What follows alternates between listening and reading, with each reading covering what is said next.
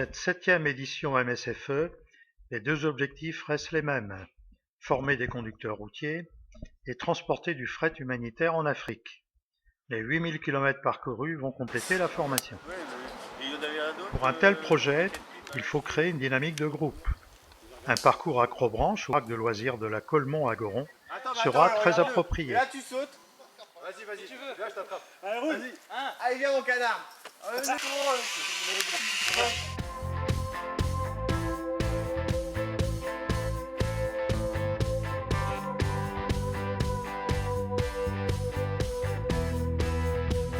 La formation chez Forget Mayenne va durer 18 semaines et se dérouler en 2 temps. Elle va permettre d'acquérir les titres professionnels de conducteur sur porteur, puis sur ensemble articulé.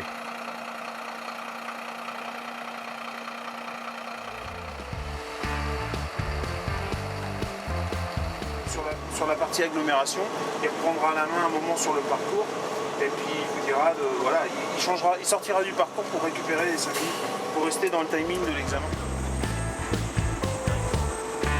Tu m'entends franchement? Oui.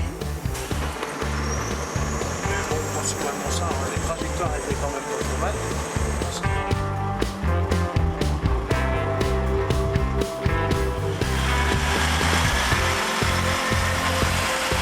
Bon, celle-ci n'a plus forcément d'étiquette, mais c'est pas gênant. Alors, elle doit toujours se situer en position PC quand on est en usage pour rouler, d'accord? Donc, pour pouvoir la monter, on va inverser la position. Ensuite, on va contrôler qu'on a l'espace suffisant pour pouvoir basculer la cabine, qu'éventuellement, évidemment, on ne fait pas ça en face à un mur.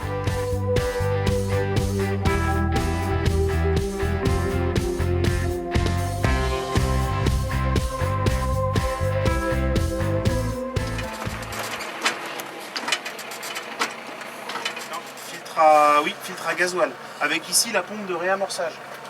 On avait parlé, voilà, en cas de problème sur le circuit de gasoil, même quand on change éventuellement aussi rien que le remplacement des filtres, il faut réamorcer ça.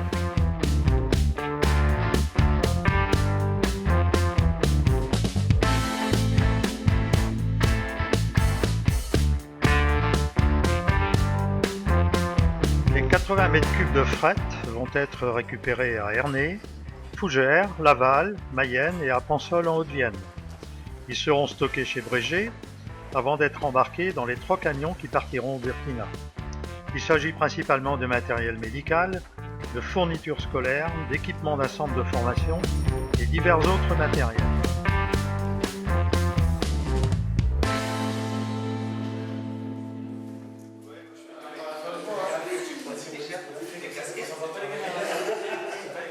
Avant le départ, de nombreuses réunions permettront de préparer l'itinéraire, de prévoir les démarches administratives, etc. Il faut aussi préparer les véhicules avec Roland, le mécano de l'équipe.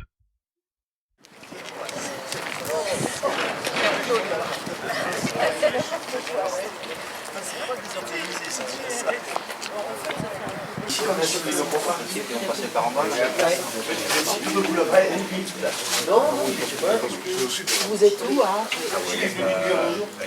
Merci tous de vous être déplacés, de vous être levés tôt ce matin malgré le froid. Merci beaucoup de nous soutenir par vos dons pour certains, par votre soutien et puis surtout pour les associations qui nous confient du fret que nous allons déposer, en laisser sur place, tant que tout se passe bien et dans le meilleur des mondes, comme ça s'est fait lors des précédents périples.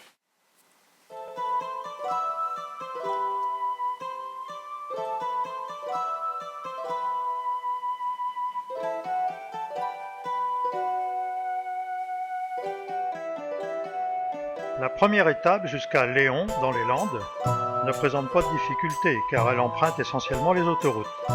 Mais c'est l'occasion de rôder la conduite en convoi, ce qui n'est pas toujours évident.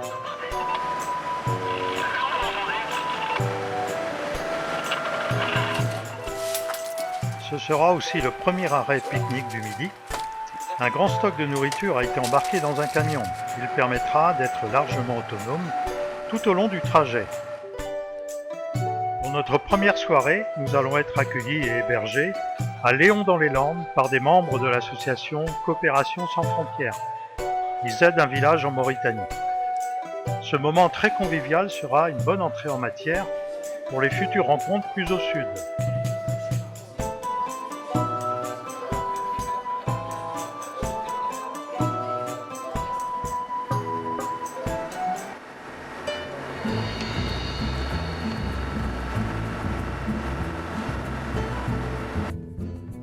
La seconde journée, c'est l'entrée en Espagne, qui sera vite traversée en empruntant les autoroutes et 4 voies jusqu'au sud.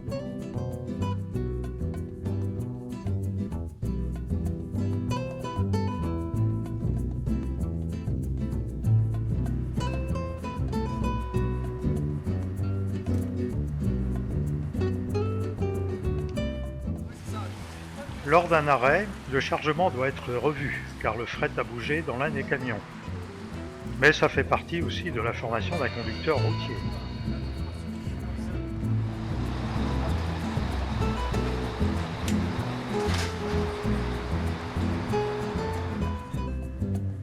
La pluie nous accompagne sur une grande partie de l'Espagne, et dans certains endroits, la neige fait même son apparition.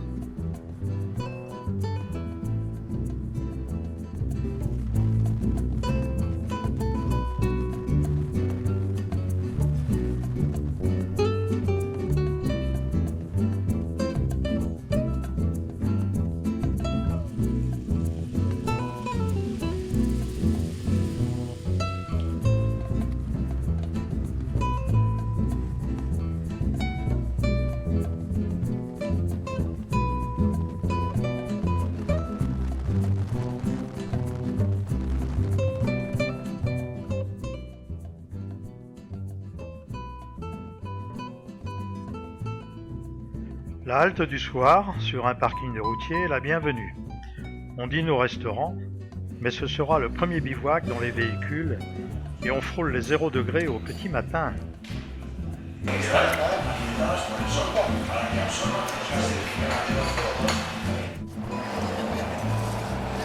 premier café à l'arrache. À la chaîne.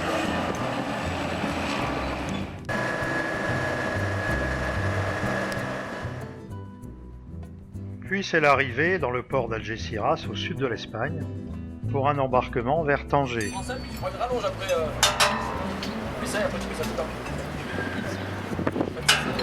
C'est aussi le premier problème technique. Une fuite d'huile sur un moyeu de roue de camion est détectée.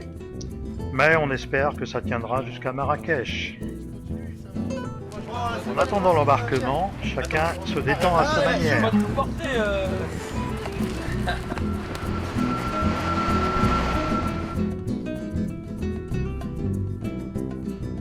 Puis c'est l'embarquement dans un ferry.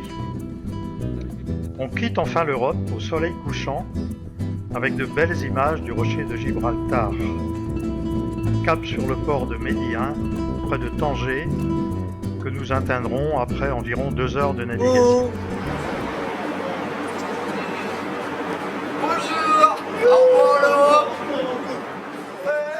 Et c'est la première épreuve douanière, avant beaucoup d'autres plus au sud.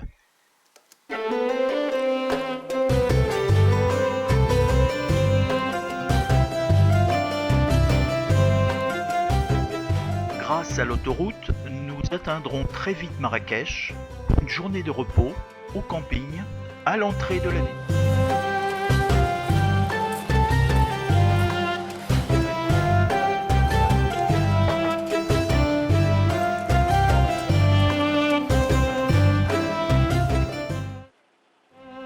Mais pour Roland, le mécano, aidé d'une équipe technique, il faut envisager le changement du roulement de camion qui, heureusement, a tenu jusque-là.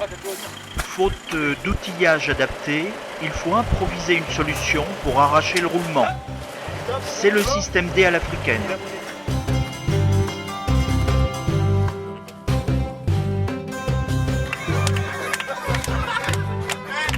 Une partie de l'équipage va pouvoir profiter d'une journée de détente à Marrakech.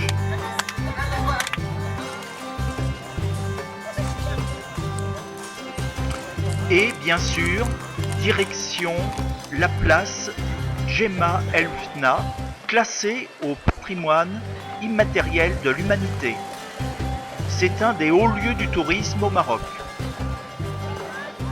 Elle est aussi bordée de souks débordant de marchandises en tout genre, et notamment les fameuses babouches.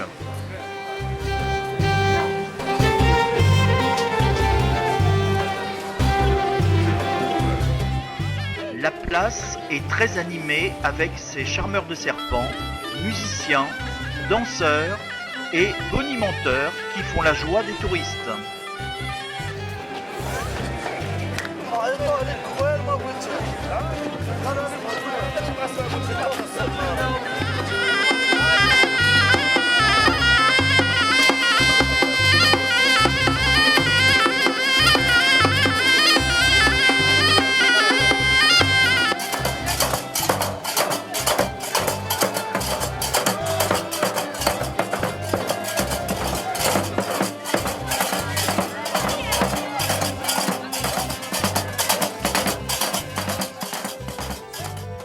Après ces moments de détente, il faut reprendre la route. Direction le Grand Sud, toujours sur autoroute, jusqu'à Agadir.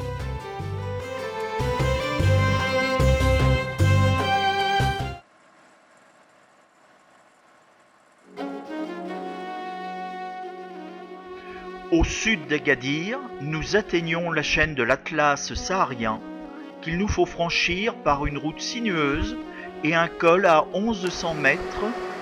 C'est le dernier relief avant l'arrivée au Burkina.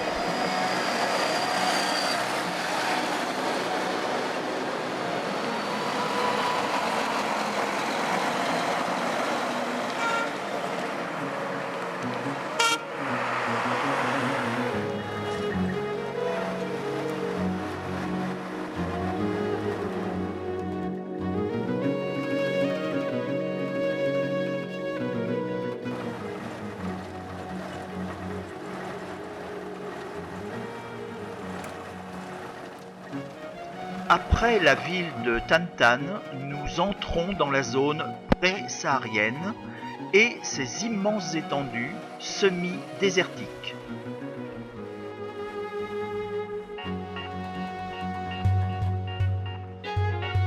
Les premiers troupeaux de dromadaires apparaissent.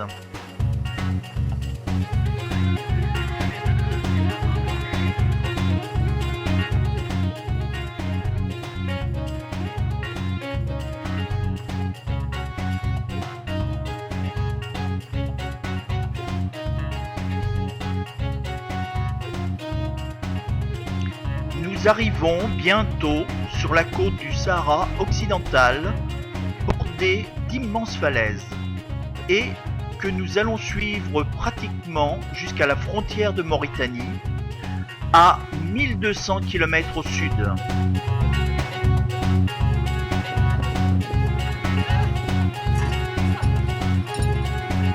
Première crevaison avec une roue de camion éclatée à l'avant. La réserve de pneus étant dans un camion plombé, il faudra négocier l'achat d'un pneu usagé à peu près correspondant à la dimension.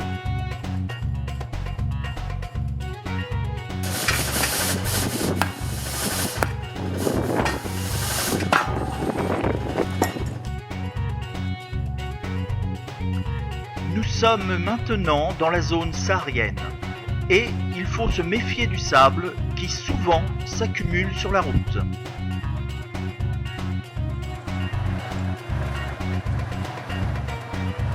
Le Maroc développe très rapidement cette région qu'il entend s'approprier. Les entrées de ville sont grandioses comme ici, Oujdour, qui n'était qu'un petit village il y a peu de temps encore.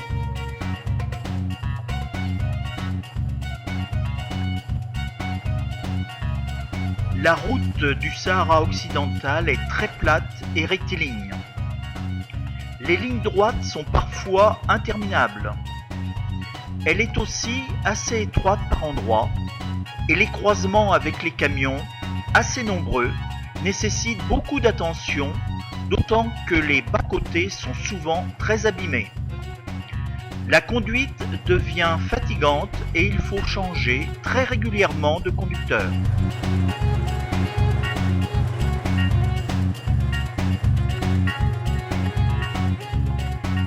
Nous arrivons à Darla, dernière ville du Sahara occidental, située sur une magnifique presqu'île. Halte très courte dans un camping avant de reprendre la direction de la frontière de Mauritanie. La route est magnifique en plein désert. Hélas, lors d'une halte, un geste malencontreux et une clé se brise dans le Neyman de l'ambulance. Puis, le volant casse à son tour. Donc, plus de volant et nous sommes à 180 km de la prochaine station-service. Il faut improviser une solution avec une clé à pipe de 14 qui remplacera le volant. 4 heures plus tard, en pleine nuit, nous arrivons à la station-service. En fait, autour de cette station-service, c'est un véritable village qui s'est développé depuis quelques années. Nous allons donc pouvoir réparer avec les artisans du coin. Il faut donc d'abord fabriquer un axe qui sera ensuite soudé sur la colonne de direction.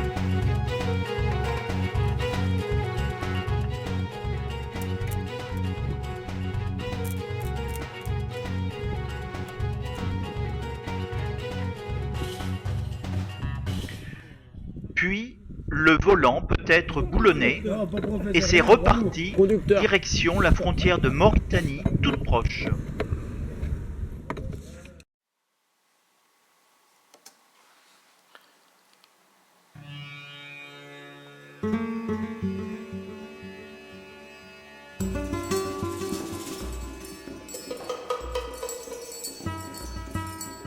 Entre la frontière du Maroc et celle de Mauritanie, il n'existe pas de route. C'est un no man's land de 5 km qu'il faut franchir en essayant de choisir le meilleur passage entre les diverses pistes qui partent un peu dans tous les sens. C'est aussi un espace un peu glauque, peuplé de trafiquants, faux guides et arnaqueurs en tout genre.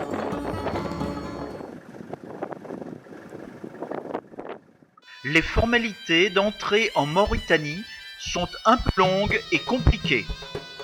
Mais ensuite, nous prenons la direction de Nouakchott par une excellente route à travers le désert.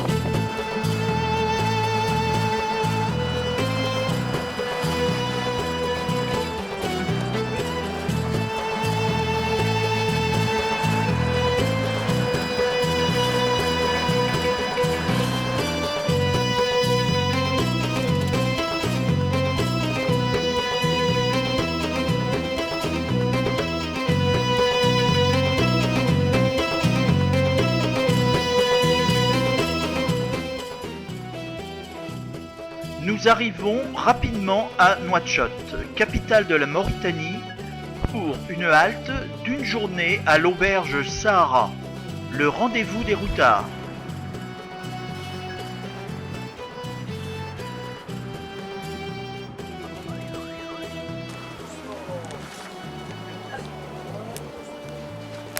On n'entend plus personne, c'est de la vidéo hein. Ah oui. Bah ouais, vous savez pas les filles. Après Nouakchott, direction plein est par la route dite de l'Espoir, qui traverse de nombreux villages.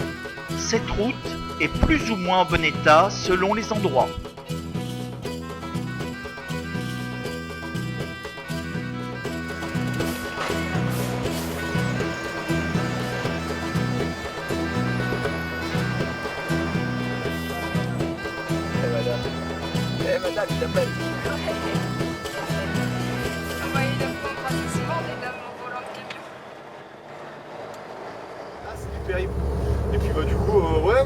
là-dessus, ça va. Il est vraiment sympa, de l'ambiance dans le groupe. Oh, des petites disputes de temps en temps, mais ça fait plaisir. Ouais, quelque part c'est gratifiant humainement, alors que dans nos pays absolument occidentalisés et modernes, c'est chacun pour sa gueule et puis plus personne se regarde et plus personne se parle et même des simples voisins, plus personne ne se connaît. Et là, des populations, des gens qu'on croise qui ne nous connaissent même pas, et qui nous apportent comme ça, humainement, c'est vraiment très Enrichissant. C'est enrichissant. C'est ça. C'est tout à fait. Voilà.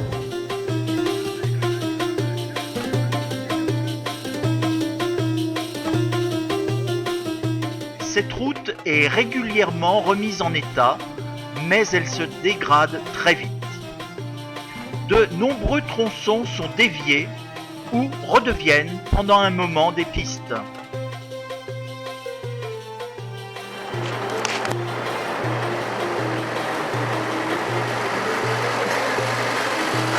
Le convoi de la mort.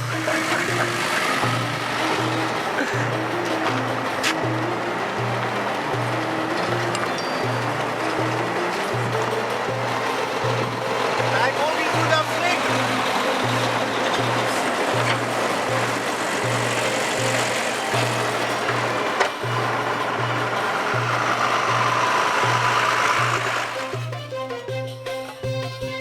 L'ambulance commence à être très en difficulté. Le mécanisme hydraulique ne supporte pas ce type de route. Il faut la remorquer et il faudra bientôt l'abandonner vers l'est de la Mauritanie. Pas de référence. Verdict. HS. Là, il y en a une.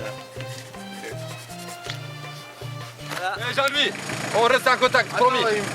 Voiture de mort. Safak, Allez, le continue. pilote de l'ambulance Fantomas. Merci pour tout. Allez, soyez prudents. Lui, c'est un bon, mais bon, faut le pousser un peu. Hein.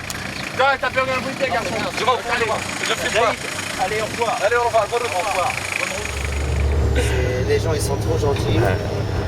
Là on a fait déjà l'Espagne, le Maroc et on est en Mauritanie. Et les gens ils ont le plaisir d'accueillir en fait. Et c'est touchant. Donc ça me permet de vivre une bonne expérience, que ce soit humaine et professionnelle à la fois.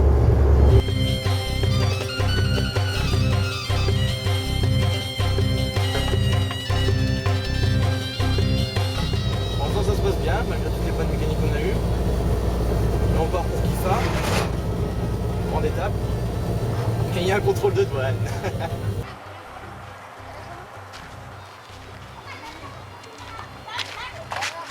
23e jour T'as dans le désert. été sponsorisé par le PSG, toi. Je suis parisien. Il fait chaud. 23e jour dans le désert. C'est frustrant. Au secours, maman. C'est fructueux. Les arrêts au bivouac sont l'occasion de se détendre et aussi de nouer des contacts.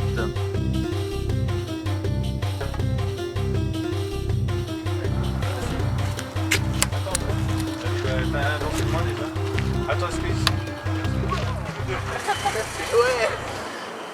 Vous êtes quand même en train de jouer sur le mur de la gendarmerie quand même, hein. Ils ont pas encore déménagé.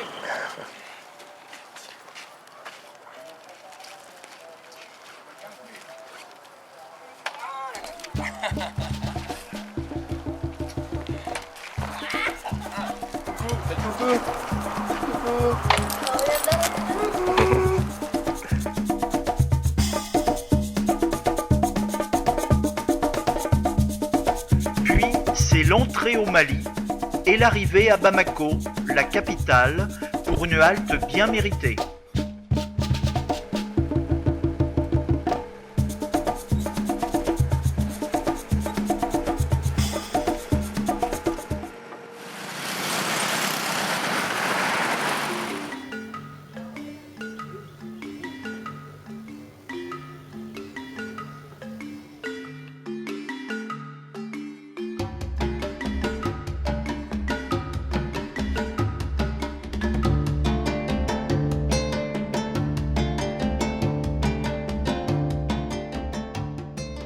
Vers le sud, près de la frontière du Burkina, la végétation devient très abondante.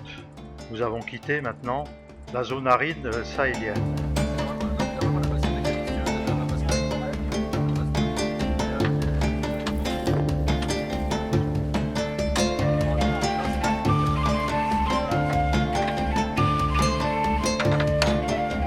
Des pannes, des galères sur la route, mais sinon une ambiance joyeuse et conviviale.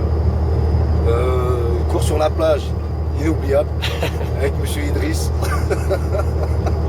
Pour le périple, ça m'apporte beaucoup de choses. Tout d'abord d'un point de vue professionnel, vu qu'on se perfectionne sur la route. Et au niveau humain, le fait qu'on participe à une mission humanitaire.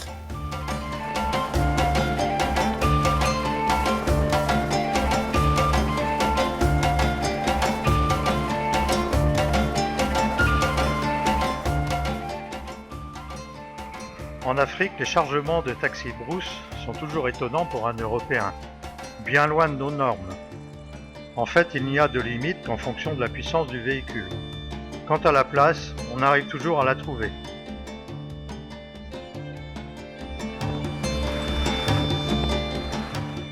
À Ouagadougou, nous arrivons au terme de notre périple. Il faut envisager le dédouanement du fret avant d'effectuer les livraisons. Ces formalités douanières vont hélas durer une semaine, ce qui va compliquer la suite du programme.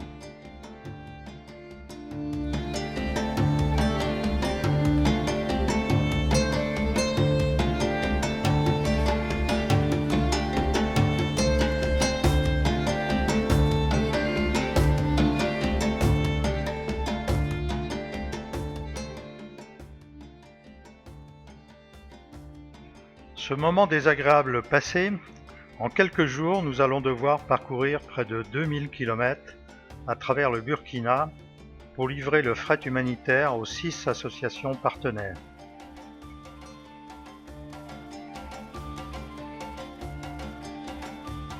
Ces cubes de livres scolaires ont été donnés par Pharmaciens sans frontières de la Mayenne. Ils vont équiper une école de Ouagadougou.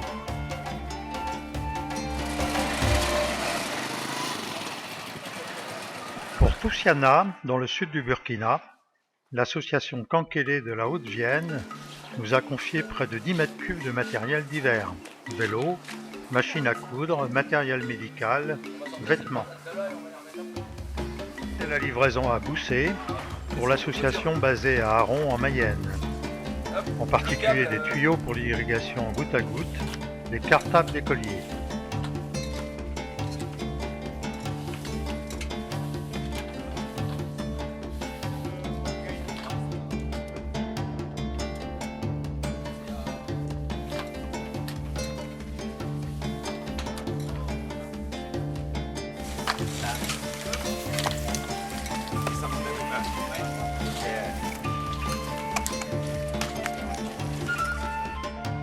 Un peu plus loin, à Gonponçon, pour l'association ASBF Ernée, nous livrons 12 mètres cubes de fret.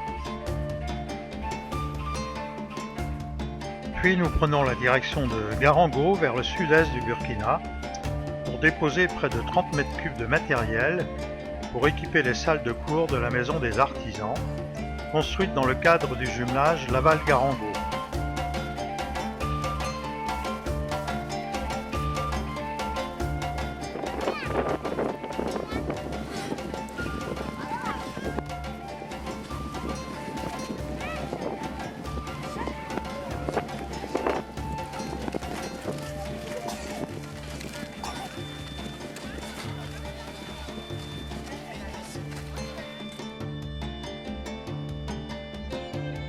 Pour terminer, ce sera à Ouarghaï, jumelé avec Fougères, accessible par une piste d'une 60aine de kilomètres.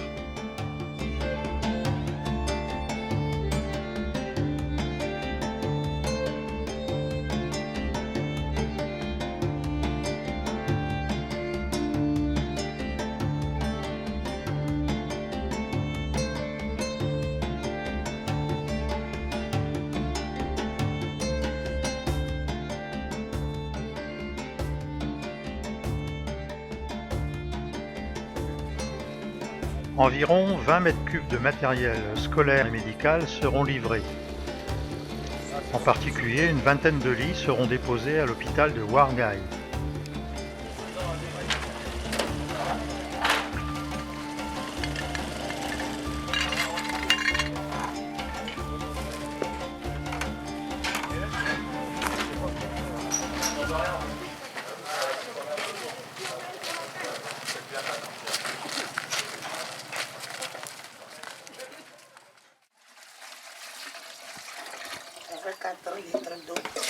À Ouarghaï, Mofanta, une responsable dynamique d'un groupement de femmes, nous explique la fabrication de savon artisanal qui sera vendu au marché local.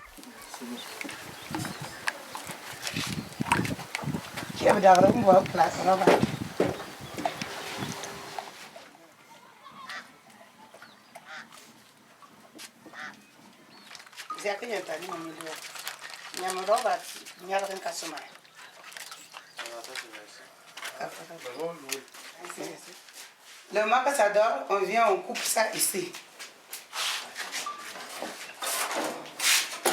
Quand ça va dormir, comme ça.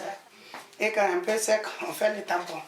On met le tampon, ça va 150.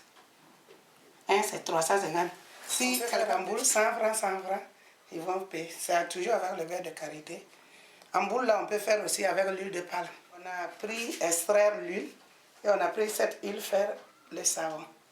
Il y a l'huile de Nîmes aussi qu'on fait. Il y a l'huile de coton grain qu'on fait.